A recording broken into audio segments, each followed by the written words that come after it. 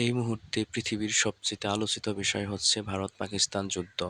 ভারত-পাকিস্তান যুদ্ধ নিয়ে প্রথম আলোতে প্রকাশিত খবরটি পড়ছি। এই খবরের শিরোনাম হচ্ছে ভারত-পাকিস্তান পাল্টাপাল্টি হামলা। এই খবরের বিস্তারিত শুরু করছি এখন। কাশ্মীরের পেহেলগামে বন্দুকধারীদের হামলার পর 2 সপ্তাহের বেশি সময় ধরে চলমান ভারত-পাকিস্তান উত্তেজনা কমছে না।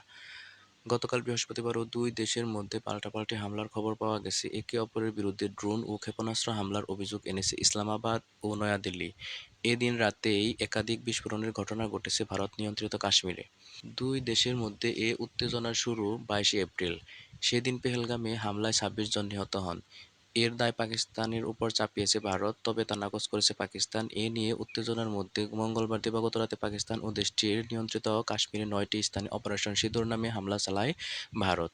এ রাতেই দেশটির 5টি যুদ্ধবিমান ধ্বংসের দাবি করে পাকিস্তান।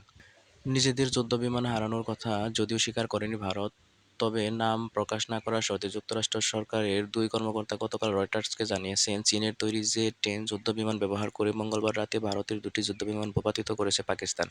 সেগুলোর মধ্যে অন্তত একটি ফ্রান্সের তৈরি রাফাল যুদ্ধবিমান ছিল। এর মধ্যে পাকিস্তানি সামরিক মুখপাত্র আহমেদ শরীফ চৌধুরী গতকাল বলেন, লাহোর, রাওয়ালপিন্ডি সহ বিভিন্ন এলাকায় ভারতের 29টি ড্রোন ধ্বংস করা হয়েছে। ড্রোনগুলো ইসরায়েলের তৈরি। এর মধ্যে একটি ড্রোন লাহোরের কাছে একটি সামরিক লক্ষ্যবস্তুতে আঘাত হানে। এতে পাকিস্তান সেনাবাহিনীর 4 সদস্য আহত হন।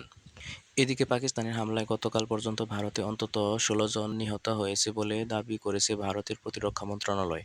এ সময় আহত হয়েছে প্রায় 59 জন। অপরদিকে মঙ্গলবার রাতে ভারতের অপারেশন সিঁদুর শুরু করার পর পাকিস্তান ও দেশটির নিয়ন্ত্রিত আজাদ কাশ্মীরে 32 জন নিহত এবং 50 জন আহত হয়েছে বলে জানিয়েছে ইসলামাবাদ।